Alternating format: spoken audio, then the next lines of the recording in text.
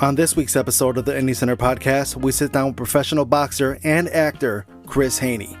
But before we get into that, a word from our sponsors.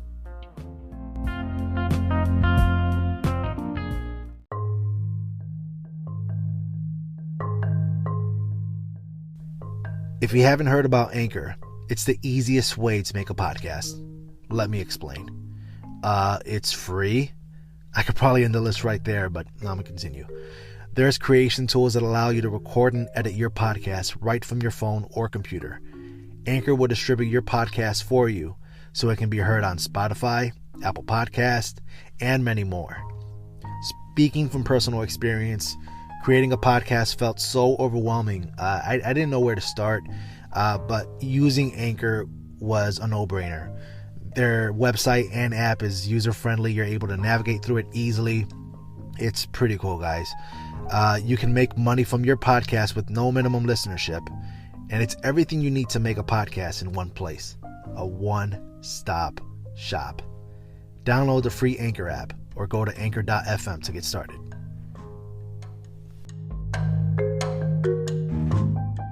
I am here with a guest that's been frequent, but it's been a year, man. I'm here with Mr. Chris Haney. How you doing, brother? I'm good. Can't believe it's been a year already. Damn. I know, man. How time flies. Time flies. Facebook reminds me of that shit, too. How you been? I'm good. What you been on? Living life. Same old. Just work, really.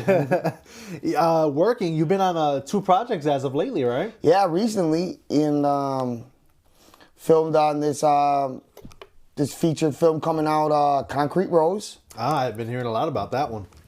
Fucking, it's all over Facebook. People are posting their self videos talking about it.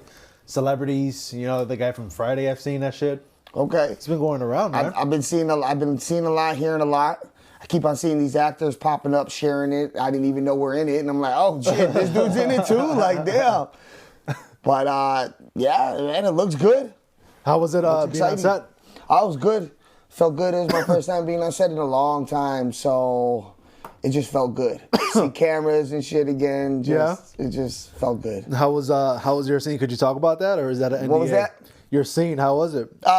It was good. I can't say too much, but I got to play badass. I'm used to that. So.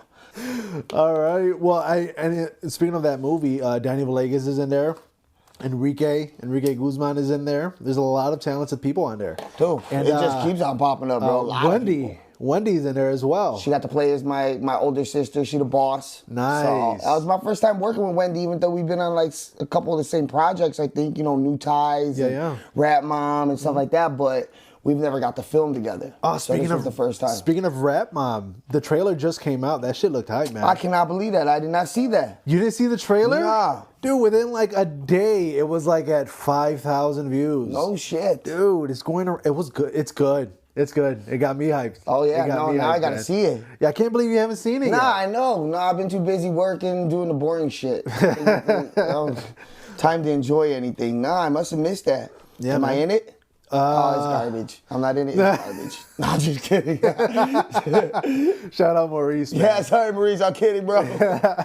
And talking about Maurice and B-Side, you were actually part of a film flip. Oh, yeah. Yeah, man. Yeah. Yeah, tell me about that experience, man. How was it for you? Man, it was exciting. Like I said, I've been so busy, so I had to try to squeeze it in with starting my own business and all, so it was a little tough. But, man, it was fun. It was exciting. I got to partner up with Artemio. And I haven't really got to work with him too much either. I mean, we've been on some of the same things too, but we had to come up with ideas and, direct it, produce it, do all that good stuff. So it was challenging, but it was fun. Yeah? I really enjoyed it. Every time I was kind of like, man, I'm tired and we got to get this done this weekend and I don't even know if I have time and oh God, and then I get there and I don't want to leave. I'm like, man, let's do another one. Let's do another. We got enough time to do another one because, man, we just had fun. You're talking about those time crunches, man. Like everybody dreaded those. We need an extension. We need an extension on all this shit, dude.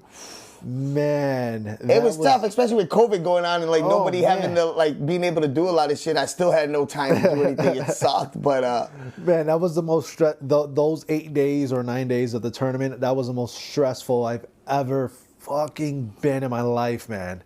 I can imagine, bro. I could not sleep. Man, it was just so hard, man. Oh, God. But it was so worth it. We ended up raising over $700 for charity. It was great, man. It's really great. Everybody had a great time. You know, it was something new, and people are already trying to sign up for season 2. Sliding into Film Flip inbox saying, shit. "Hey, Okay, sign me up." okay. All right, well, Yeah, it was exciting. Like I said, I mean, it was no joke. Fun coming up with all these ideas and putting your own twist on everything. I mean, it was fun. So, twist. Talking about your shoulder. What the? So, Twisted my shoulder a little bit one day. a little bit. So we gotta talk about this. Nobody knows this. This is gonna be an exclusive conversation. It's exclusive. Anybody who was on set that day, you gotta fucking tune in right now. With my finger, tune in right now. Cool as hell. Everybody coming in doing their thing, you know, taking pictures and all. And I already got it in my head. Like, you know what I'm gonna do? I'm gonna be funny, because that's what I do. I'm either really bad or I'm funny. So I'm like, all right, I'm gonna be a little funny. Nobody's expecting this. When I jump in this ring, I'm a good actor, you know. So I'm gonna pretend like I'm not gonna make it. I'm gonna purposely fall over these ropes. So when they announced me to come into the ring, I purposely fell over the ropes. Now, everybody started laughing. Nobody was ready for it. Nobody thought I was gonna do that. So because everybody thought it was funny, they were all like, man, I didn't have my phone out. I wanna get that on camera. Can you do it again? Can you do it again? And I'm like, all right, you know what? Fuck it, we'll do it again. So this time everybody got their phones out. And call my name out. I come over to do the exact same thing, jump over the rope, get my foot caught on the rope, fall down. But yeah, that second time I did it, I didn't land right. I landed on my shoulder hard as shit. Now, I didn't want to let anybody know. I played it off like it was cool. But for anybody that thought I was acting a little funny later on in that day, I thought I broke my collarbone. I honestly got up, smiled at everybody. They took their pictures. I walked outside. I called my wife and I told her, I think I broke my collarbone. I probably need to go to the emergency room. She like, you're kidding. I'm like, no, I'm fucking not kidding. I am 110% serious. I fucked up. I've been in professional MMA and boxing fights and I ain't never hurt myself this bad. Oh my God, I was in so much fucking pain. I just landed on it wrong. It wasn't even hard, far. It's just, oh God, I just landed on it wrong. You played it off so well.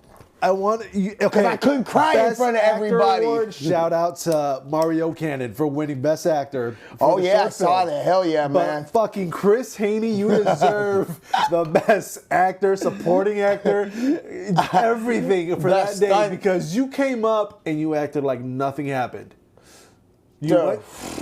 I knew you were acting funny. I almost couldn't even lift up my arm, dude. They're telling me, throw your arms up like you're winning. I'm like, oh no. I was like, oh, guys. They're like, wow, Chris, you don't look very happy to have won. No. Oh man, it sucked. Every time I had a break, I went outside and I actually had ice bottles of water that were frozen, you know, to keep like my lunch box kind of cold. And they were ice and shit. So every time you saw me go outside for like 10 or 15 minutes, I really went to my truck and was icing my shoulder, just praying that it wasn't as bad as it felt. Oh man, I was so confident I broke my collarbone. And I felt something. I kept looking outside. I'm like, why is this guy in his truck? What's going on with Chris? Is he like farting? Like, does he have bad gas? I was over there crying, just nobody saw. Oh man, I was thinking, all right, they might be catching on to something. Better go back in there, play cool for another like 15, 20 minutes, and then go take another break. Ice that bitch. Dude, you are one bad motherfucker. Yeah, I ended up going to the emergency room and shit, because like I told you, I swear I thought I broke my collarbone. My wife's like, you need to just go to the emergency room. I'm like, all right. And what was that result? So I separated my shoulder. Well, which means like the muscle, my shoulder muscle that connected to my collarbone, the way I hit, it was just wrong. It pushed the muscle off of my bone, so it like separated the muscle from the bone. And now, if that was really bad, it requires surgery. They said it wasn't that bad. I can heal as long as, and won't need surgery as long as I don't use it and take it easy. Do stupid shit. Yeah, so I did stupid shit the whole time afterwards because my job entails doing stupid shit. So like, I just kept on abusing the shit out of it. And I'm just thinking like, man, I'm gonna lose this arm one of these days. But And that's right. You injured yourself at the beginning of the photo shoot before your session. yeah, So it was at the beginning. At the beginning. The beginning. I was so happy to be there, and then about an hour into it, I just wanted to leave so bad. I gotta go to the emergency room. Fuck, it sucks so bad, man. God, we're gonna have to show pictures, but you were throwing your hands up. You had your hands up like you were boxing. Dude, I played it off so well. I was in so much pain. Well, cast him, people. Cast him. That is insane. I didn't even know about this until 2 weeks, or not even, probably like 3 weeks afterwards. You're like, dude. Yeah, I didn't tell anybody, bro, except for my wife. I didn't tell anybody, like, nobody, bro. I was too embarrassed to tell anybody. That's what I get for fucking playing around. It wasn't the actual time I did it. It's when everybody wanted me to do it again. Yeah. What is your take on the new Holyfield and Tyson fight coming out? Oh, fuck, bro. I think Holyfield. Is it Holyfield? No, fuck. Yeah, that guy. Roy Jones Jr. That guy. Roy Jones, motherfucker. I think Roy Jones Jr. is out his damn fucking mind, bro. You don't think see he has the tank? a shot? Mike Tyson looks crazy, bro. I wouldn't fight that guy. Oh, man. Of course, I'm a lot smaller than him, but like I just still, bro. Mike is one scary-ass old man, dude. See the way he hit the bags? You see the way he talks to Lil Boozy? The way he spoke to Lil Boozy and the way Boozy was responding. It felt like a father talking to his child. No shit. What were they talking about? I don't get it. Because the way Mike was questioning about Boozy's behavior, like why he thinks the way he thinks and why he talks about people the way he talks about people. And Boozy, he just looks so uncomfortable.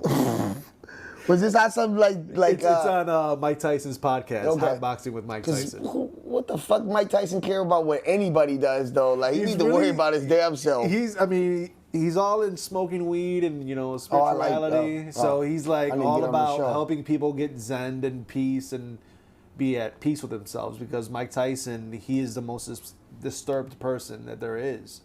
He's really sensitive, and he'll flip on a dime. So, he needs to find, if Mike Tyson, if the baddest motherfucker that bit somebody's ear off in the middle of the fucking ring, if that guy can find peace, I would listen to what the fuck he has to say. I hear that. He has the answers.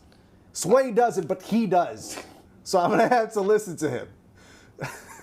But the way Mike Tyson spoke to Lil Boozy, like, I was like, all right, Lil Boozy can't talk shit no more. No. Hey, I don't know. I didn't see it, but I'm sure Lil Boozy probably shit his pants then, because Lil Boozy get his ass beat by fucking Mike Tyson, just saying. No disrespect, but bro, you ain't no boxer.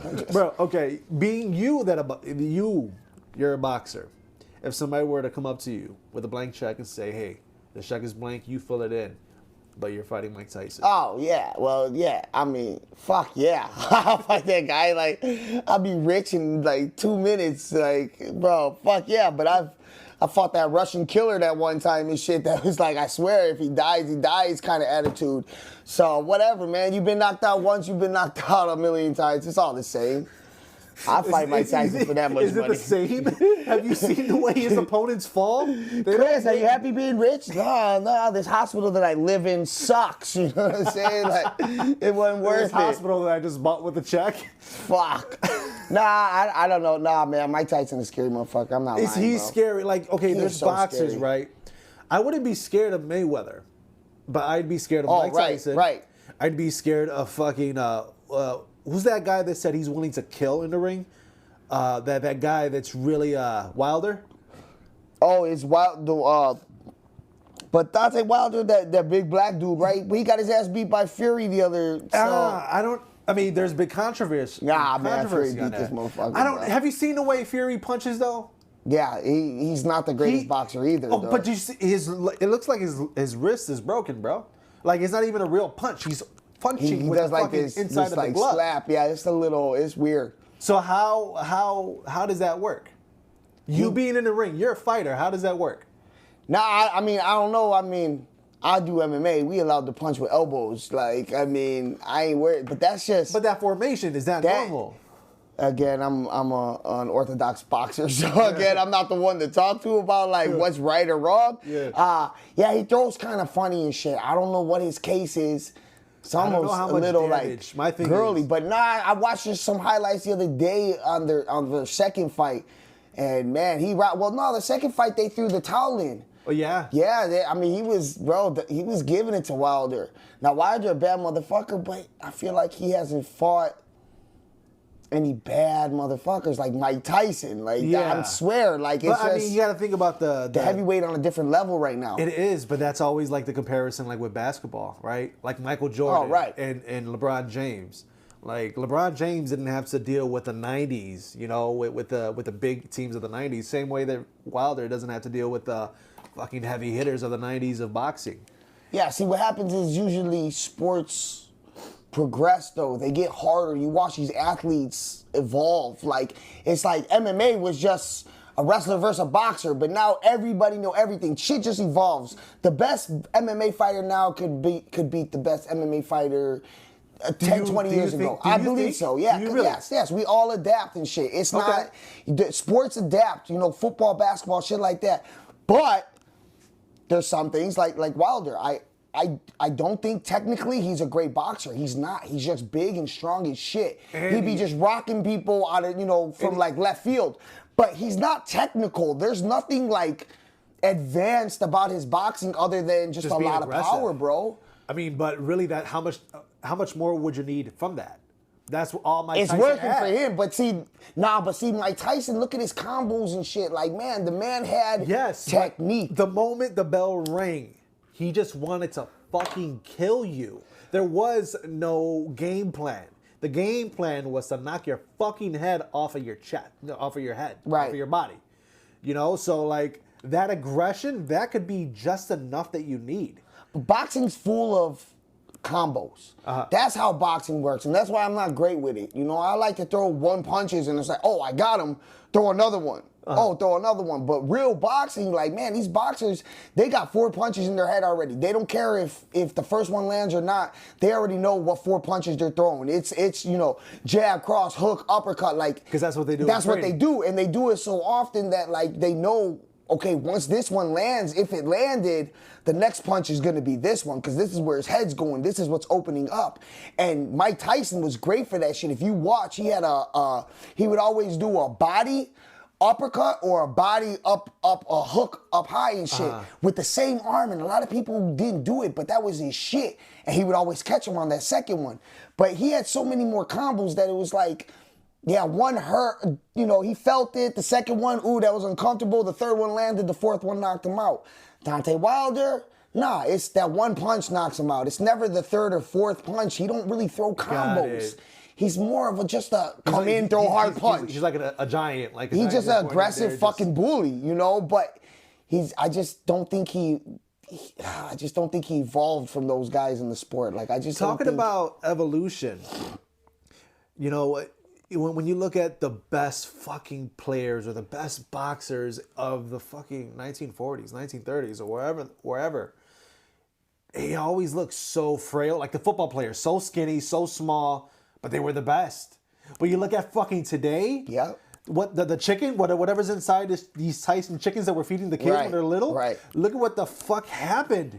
Do you believe that? That's what I mean by evolve. Now, there's supplements involved in a lot of shit. I don't know. It's a little strange that how much they've evolved. But when they get into the sport, you get professionals that come out of it that might not have been the greatest athlete, but they're very smart in the science of everything. Yeah. And then you go to training camps and they simply work on, you need this. This is what's best for you. This is what gives you the most power. Like, science just keeps on evolving also. So, you know, what they used to tell you back in the day, you know, oh, this would be the best, you know, stretching before you work out, that's the best. Well, now science will tell you you need to warm up a little bit before you stretch, before you go hard. Because when you stretch before you warm up, you're putting a lot of unnecessary stretching on cold muscles, and that actually opens you up for pulling muscles or tearing muscles. And we just found that out now. And that, you know, when I first started sports, I was in every sport for every season of every year of my life pretty much. And it was always stretch first and then work out, you know. But now it's like, no, we gotta warm up a little bit, like, you know, shadow boxing, running around, a little bit of grappling, wrestling, throw the ball a little bit before we stretch. And then stretch. So I'm just... Nowadays, for football players, man, the strength they have, the shit they're squatting compared to what they were squatting back in the day, it's just... And it's not even that. It's even the running, like the fastest man alive. I was watching this TED Talk where they were saying that the evolution, like between us, like 80, 100 years ago to us now is like we've evolved to a different species now. That's a great way to see it. Like, yeah, the fastest man on the planet now is faster than the fastest man was. It's ridiculous. Years ago. And why? They just ran. 3 times over, bro. It's 3 times. almost unnatural, but that's it. They evolve. And it's you know, like, then it doesn't, like, where does it stop? It doesn't stop in sports. Like, we're evolving as people. Like, it's fucking scary. Like, are we? I haven't been noticing that. We're part of the evolution, and we just die off. You know? Oh, man. But that boxer, there was this fucking, I don't know, he looked so fucking goofy, and he had a face that everybody wanted to punch. Oh, come on, don't talk about me like that, bro. That's not nice. His name was Prince Naheem. That fucking, he was a guy from UK. Okay. Classy, you know, super swag. Like, it was fucking 90s. Like, he was just like dance away from your punches. You ever seen him? I've seen a few, so I'm probably sure I might have seen him if he was one of those dancers, those showboaters and shit in there. How do you handle people like that? Oh, man. Like, I still just try to punch him in the face. Would that get to you even a little bit more? God. If it was MMA, nah, I'd get to that motherfucker. But in boxing, yes, it's like fighting a Mayweather, you know, like, bro, it's irritating as shit when you can't punch somebody. And if he's dancing around like that and you can't hit that, you start to get freaking aggravated. It gets into you, and that's why he does it. One is, it irritates me. It makes me a little mad. So now I'm fighting with anger or emotion. Not a good thing, usually. Some people handle emotion pretty well. Like, they get the anger and you don't want to get hit by that kind of person. Like my brother, like, when he get mad, I get scared for my life. Okay, I'm gonna say something. Go ahead. So, I'm smoking this weed. What were you saying? Oh, yeah, so emotion gets to you and shit like that, you know. And then so you kind of fight out of emotion, so you get off of the game plan, and that's where they can catch you. Also, their half, I mean, for me, you get in a fight and you're stressed out, and when you're stressed out, you fight real tight, and you just don't fight at your best. But when you're relaxed, your best comes out. Well, somebody that can so relaxed that he can dance around like that, you know, I mean, it helps him. I'm sure he's just like, fuck, I don't even know what be going on in his mind. I can't dance in front of these people trying to fight and shit, but like, man, that dude must not be really scared right now if he dancing with his hands down and shit like that. But if he did something where I turned around and he like humped me dancing, you know, like you've seen some boxers do, I mean, in the locker room, I'll probably beat his fucking ass. Probably jump him with my posse. I'm not going, bro. You're not going to do that shit to me in front of everybody, bro. You think you just Timberlake? Homie, grab your phone. We're going to go beat his ass, bro. Record this shit. Come over here, Chris Brown. Oh, shit. Oh. I always wanted to, watching people like Chris Brown is so fascinating. People like fucking Michael Jackson, the way they dance. And I'm like, wow, how could they do it? I can't do it. It made me so fucking mad. I'm right there with you, bro. You know how many times I try to do their dance moves in front of the TV? I'm like, bro, all they do is just move their 2 feet like this.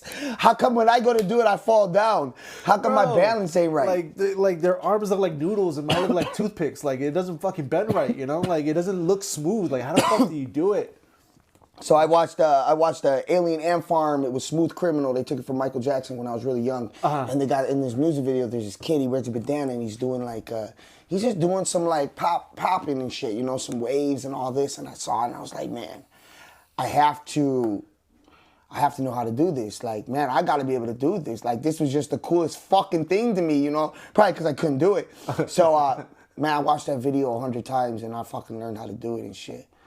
And you did it? Yeah, you got your phone or what? You want to? I'll show you right here, right now. Yeah, it's just a quick, it's only like 10 seconds and shit. I haven't done it in a long time, but I learned this simply just watching him and slow, rewind, do again, rewind, do again. And then this is what I learned. It turned into my It turned into my football dance when I scored a touchdown. I scored one touchdown. That's it. He's getting up, ladies and gentlemen, and he's in a. Go ahead and do the dance for us. And he got the hat too. So how it goes? Like. Oh shit! Okay.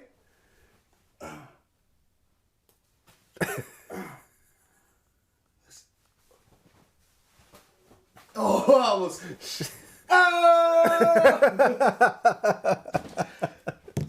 That's good. I haven't done it. I haven't done that shit since shit. I think I did it in 8th grade at the what was that? Talent contest. Yeah, what's it called though? It's a talent, isn't it? Like all right, let's see what abilities you guys think you have. Yeah, but what's it? It's a talent showcase. It's a fucking talent. Yeah, but you know there's a name. I'm thinking of it. What the fuck? I don't know. Talent. You just. Talent show. Talent show. That's what it's called. The talent show. I like that. Talent contest. Talent show. I was like, oh shit. So yeah, I did that shit in 8th grade for the talent. Did you win? Talent show. No, I did it with a couple other kids. Oh. But no, we didn't. It wasn't a competition back then, bro. If they made a winner, then. Really? Yeah, we just all did it to showcase your talent. You know what I'm saying? Lost. They told me I lost. Yeah, you didn't win. I did a magic trick one time too. I thought we blew everybody's minds and shit. They thought we cheated, but it wasn't. It was a good magic trick. No. Other than that, I didn't really have no talent and shit. Bro, in 8th grade, I did that dance and I was practicing for it. And this kid comes up to me and I forgot what his name was. I was new to school, 8th grade in Plainfield. I just moved out there. And the kid comes up to me and he's like, oh, bro. He goes, we're going to sing Gone by Justin Timberlake. Is it Gone, I think? Yeah, Gone. Yeah, Justin Timberlake. And he's like, oh, man, you want to jump in with us? We need another guy. I said, no, I don't sing, bro. He's like, no, just do that dance while we're singing. And I'm like, yeah, but that Michael Jackson dance. Yeah, but it don't even go with the song Gone, you know? And I'm like, are you doing this song? But I ain't got no friends yet. I just moved here. I'm doing this little dance by myself. I'm like, all right, let's do it and shit. So I sat down and they sucked at singing. And I sat there waiting for my part where I would dance. And before that part even came, they told us to leave there. Like, no, you guys are done. Like, they sucked at singing, bro. And they're like, well, Chris, why wouldn't you sing? I'm like, I don't sing. Like, at all. I don't sing, bro. You can't get me to sing for shit. 8th grade, so was that 13 or something? 14? You know how bad you have to suck for an adult to say you're a waste of time? Dude, they didn't even let us finish for the tryouts. Like, that's ridiculous. Like, it was bad, bro. It was fucking bad. I think they were throwing shit at us. Like, the teachers were all like, boo, throwing shit at us. It was bad. So then I met another group of people that were dancing in the hallway, and I'm like, hey, I just fucked up with these guys. Can I jump on your team? And all you had is that one move. Who, me? Yeah, you. Yeah, I had about like 13 seconds of dancing and that was it. I was like, I need help, bro. Like, so they had a group, so they were taking turns, so it didn't look that bad. I got to go on like twice in the group and I did the same move. I just switched the moves around. Like I did the exact same dance. I just backwards? Like switched, like backwards and shit. That's all I knew. I told you all I did was watch that music video, bro. I ain't never took no lessons or nothing. All I got was that shit. I thought it was cool as hell too. Oh, fuck. Oh my God. Oh, but yeah, that was gonna be my touchdown dance, and I only scored like one time since I learned that move. I was like, God damn it! And it was like a 1-yard touchdown. Like I can't even dance, dude. Like it looks stupid. I fell into the end zone. Like, fuck. I wanted to do it so bad. Oh my God, I'm dying. Was that the only? The only time you you had a touchdown, you didn't celebrate it. Yeah, and I didn't even get to celebrate it, bro. It wasn't even a good touchdown. Like, honestly, I felt it was like, dude, somebody already got us at the 1 yard line. So, I mean, it was pointless. I was really good at football. I just didn't have a whole bunch of breakaways for touchdowns, damn it. I get to like the 2 yard line, they give the ball to somebody else. And I was going to dance after this touchdown, damn it. Well, did you at least dance by yourself? All the time. After a tackle and shit, I used to dance. I didn't even make the tackle. Our team did, and I fucking started dancing because when else am I gonna fucking do it? So, I remember one time I did it at practice and shit. I scored a touchdown, and there were some cheerleaders dancing over there and shit, and they were looking, and I was like, oh, this is my chance. So I started doing that shit. Coach started yelling at me and shit. Stick around for 5 seconds.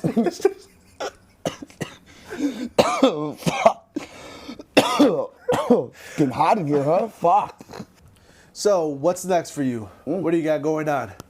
Nothing's planned, man. Like so I did that. So I did the Concrete Rose, and then just this weekend I filmed on this short film called Festival. Man, the Concrete Rose thing, the dude hit. I did the film flip with Artemio. Yeah. I think that's what set it off. Dude didn't say that. He said he saw me on he seen my page, and he even said he saw me on New Ties. Yeah. Shout out John. John, yeah. And he said he seen me on New Ties and stuff like that. But I think what really caught attention was I did that skit where we did that film flip scene with Artemio. Yeah. And Artemio was already in Concrete Rose. And then we posted a picture. Yeah. And he said I had a look. He's like, oh, you got this look that I could really use in my film. Yeah. Said it was like a young Benicio del Toro. Bro, you do look just like him. I don't see it, but I've heard it like 4 or 5 times, so I gotta believe it. You don't see it. Go in front of a mirror. I took pictures and put us next to each other. Yes. And I'm like, other than us being like the same color, like skin tone, our hair is different, but we got like these wrinkles by our eyes or something. I don't know what it is. Whatever, I'll take it, bro. He a bad motherfucker. I will take it. Puerto Rican, right? Hey, yeah. So, I mean, I'll take it. I'm not complaining. I'm doing a survey right now. Do you guys think that Chris Haney looks like Benicio del Toro? Yes or no? A younger version of him. Let me know. The day they make a movie about him? I have to give you that picture. I got like 6 pictures of me next to him and shit, trying to compare us. People are like, yeah, but I don't know. He said I had that look, and he brought me on. He brought me on that way. Well, so I didn't even really try. I wasn't looking for it. I've been busy working, man. Real busy working. And then doing this film flip, we already talked about how it was just, there was a lot of shit going on. Yeah. And then, I'm sitting downstairs and my fucking phone rings. I got an email and I look at it and a director for Festival hit me up from Backstage. He said he seen my profile on Backstage. Forgot all about Backstage. That means I'm still paying monthly. I didn't even know that shit. Damn it. But I forgot all about that. I haven't even, I haven't fucked with it for a long time. And he reached out and on Backstage messaged me and asked me if I was interested in a role as Billy. And Billy sounds racist. Yep. It sure as hell was. Okay. So, just him reaching out to me on Backstage when I didn't apply made me want to do it. I was like, I want to do it. Just makes me feel good. Like, he reached out to me, I didn't even try. So I'm like, I'm down. Yeah, he gave me the lines and shit. Billy racist as shit. Now, one thing I hate about that is I'm white. I'm white and Puerto Rican, but people can tell I'm Puerto Rican, or they can tell I'm not 100% white. I think most people can. And now I'm reading this script, and it's a very racist white dude. Owned slaves and everything, like racist white. So in the back of my head, I'm over here like, God damn it, I don't think this role's for me. Yeah. Because people are going to look like, wait, that guy real racist for being mixed. Like, that ain't just white. So I don't know, but the guy said we can work with it. He can do it. I did my audition, and I think I killed it. They said I killed it, of course, but then they called back. They wanted a second audition, and then when I called to do the audition, he said, nah, I just wanted to really tell you got the role. And I was like, oh, shit, cool, let's do it. So, it was racist, bro. I had to drop the N-bomb a couple times, and I had to use the hard R. Yeah. The hard R. You have to sell it. If you don't, then you're It was not the hood N. It was the racist N word. You can't be a pussy. And, man, so we got in there, and I'm like, I can do it. You know what I'm saying? If anyone take it personal, screw y'all, we can fight whenever you want. No, I'm just kidding. It's acting, man. Everybody in there, it was, I knew it was going to be cool going there because everybody knew the script. Everybody know what the plan is. Now, I'm a little worried about anybody that watches this film outside of being in the plan, because if I did my job right, you're going to fucking hate me. You're going to think I'm racist if I did my job right. Yeah. Just don't take that shit personal, because that was the actor Chris. That wasn't Chris, Don't come fucking break my windows and shit and write racist shit on my head. So when does this project come out? So I don't know. You don't know? They only had a couple more scenes, or that was like the last day with a couple of little touch-ups, so I think they're pretty close to, getting it all released and shit. So I got there, a couple black people, one young black dude, that's the one I'm gonna get in his face and drop the N-bomb on him and shit. Did you warm up to him, or did you like, what's up? Nope, I didn't warm up. I warmed up with the N-word.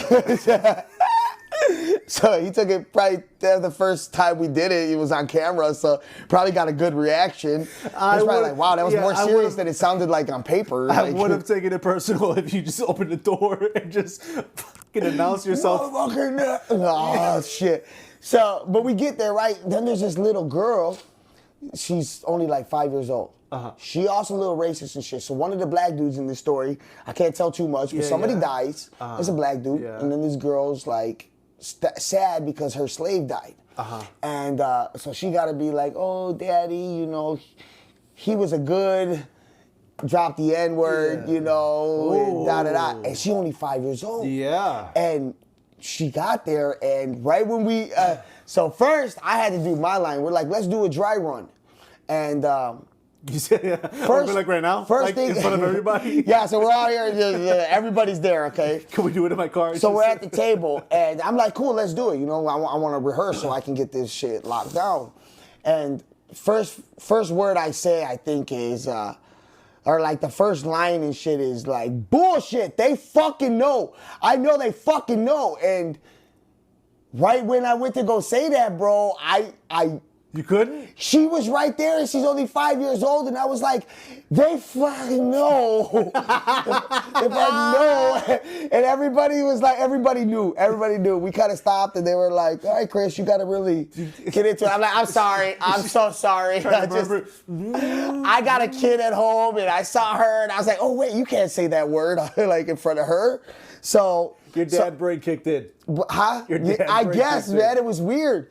And then her line was to drop the N-word, and she did it. She couldn't at first. She was like, I don't know about this one word, and she was real like shy and pointing, and then as she was pointing at the N-word, she was looking at the black people like, and they're like, oh, it's all right, honey. It took a lot of convincing to get her to say it.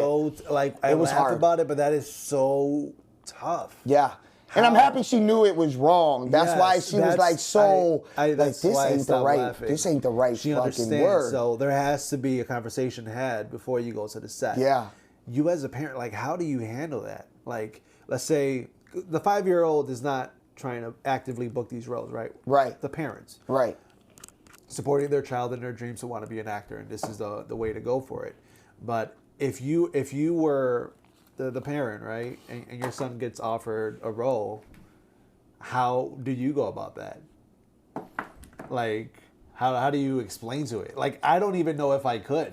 Yeah, it's hard because I could say, oh, yeah, I can talk to him, but I'm really not in that situation. It's one thing to say, and then it's another thing that when you're really in there and to do. It's like, man, and she was so shy. She didn't want to do it, man. And I don't blame her at all. And the mom was trying to tell her, like, it's all right. And to be honest, the mom was all like, then they were like, do you want to switch the words up? Do you want to just say this? And the mom was like, she can do it. The mom didn't want her to be like, she can't do it. Like, she can do it. We just got to let her know she knows it's wrong. And the mom went over there and she's like, we understand, we know this is wrong, but they know you're going to say it, Yeah. And that, did a little convincing and swaying her to do it, but it's necessary that she says it, though. It was pretty necessary for that role. Yeah. And switching it up wouldn't sound it wouldn't have right. the same impact. Yeah. So so she was able to convince her to do it and all. And the mom pushed kind of hard to just wanted her daughter to do what she was. I think the mom understood what that scene meant. Yeah. I mean, I laugh about it and I joke about it. I think ultimately if it's something that my child wants to do, then yeah, I'm gonna go for it, and I would make sure that he commits to no matter what, or So I think I would stand behind the mom and be like, hey, Yeah. we're here to do a job. This is the job. Yes.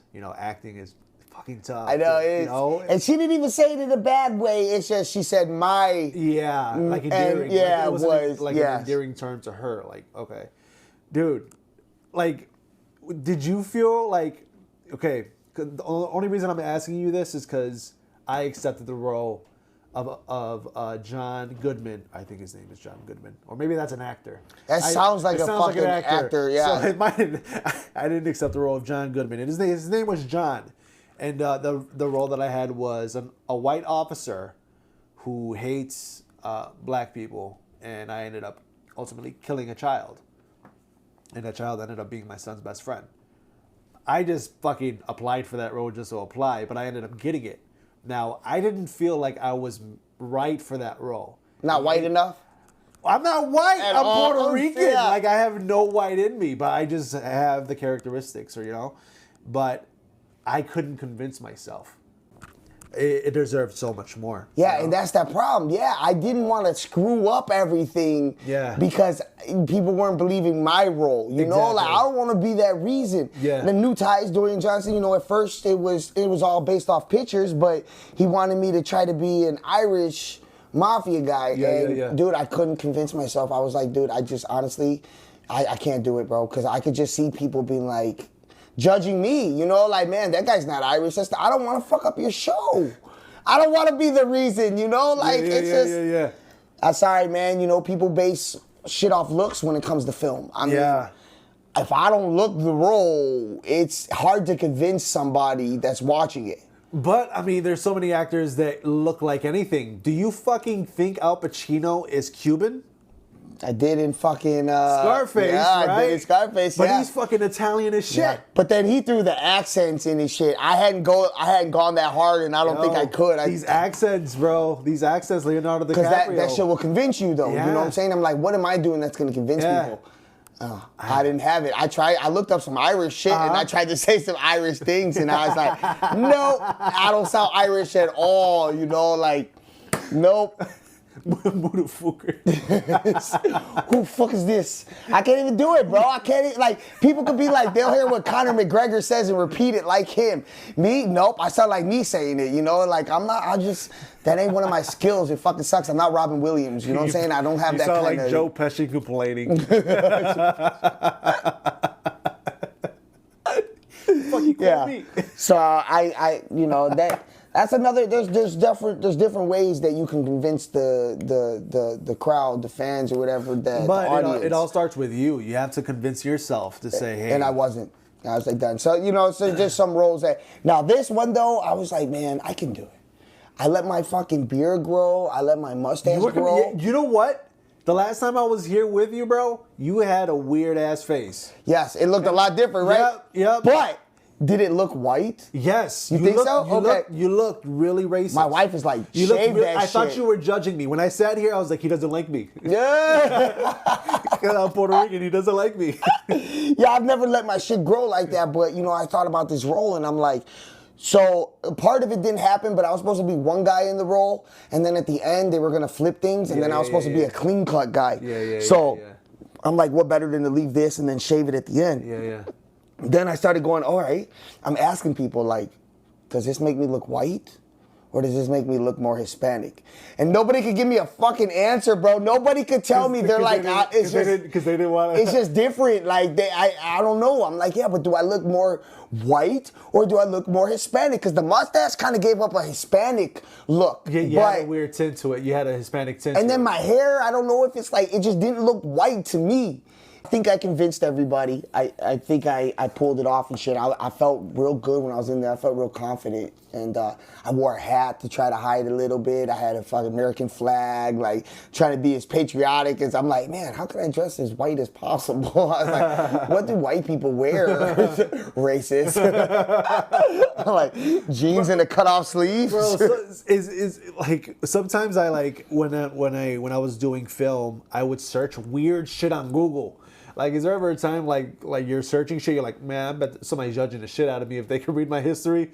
Like, judging shit, bro. Yeah, so I'm sure I have. I got a terrible memory. I smoke a lot of weed. But what kills me is when you type in something stupid or goofy like that, how many results there are. Like, somebody has already been through this shit. Like, there's questions and answers and whole stories on that shit. There's comments and stories about it. I'm like, what the hell? Like, how many people are crazy like me, think this weird shit?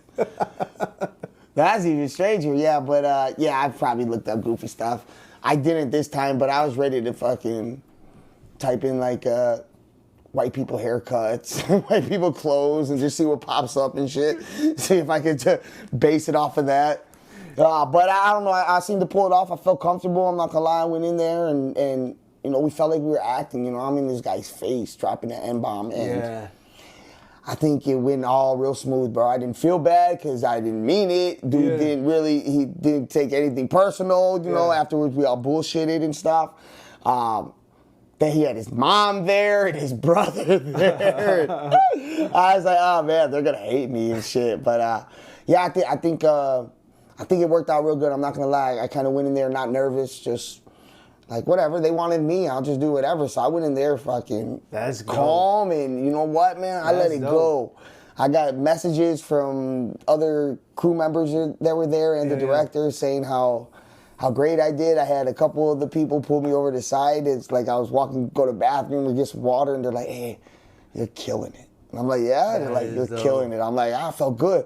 One of the cameramen is like, hey, I want you on mine too. And I'm like, what? He goes, I produce too. And I'm like, okay. He's like, so I want you on my projects too. I'm like, yeah, cool. Here's my info. I mean, so I must have. Now, I don't know if I was killing it or everybody else wasn't doing so well. I don't know, but I definitely got a lot of compliments and shit. So I was like, I felt good. Man. I felt good about that shit. That is good, man. So, man, only time will tell. It felt good to act again, man. It's been a while. COVID kind of fucked things up, and then, I don't know. Just doing that, though, I'm ready to get some haircuts, some new headshots, hit my agent up, like, hey, I'm back. I don't know. Man, brother, it's been a pleasure. Yes, sir. Man, we got to do this more often.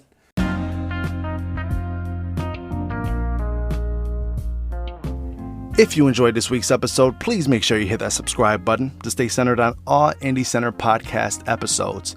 If you are an independent creator and have a story to share and want to have a sit down, please email me at indiecenter.podcast@gmail.com. That's indiecenter.podcast@gmail.com. If you have sponsorship inquiries, I'd love to help local businesses. Please email me at indiecenter.podcast@gmail.com. Until next Monday, guys. Peace.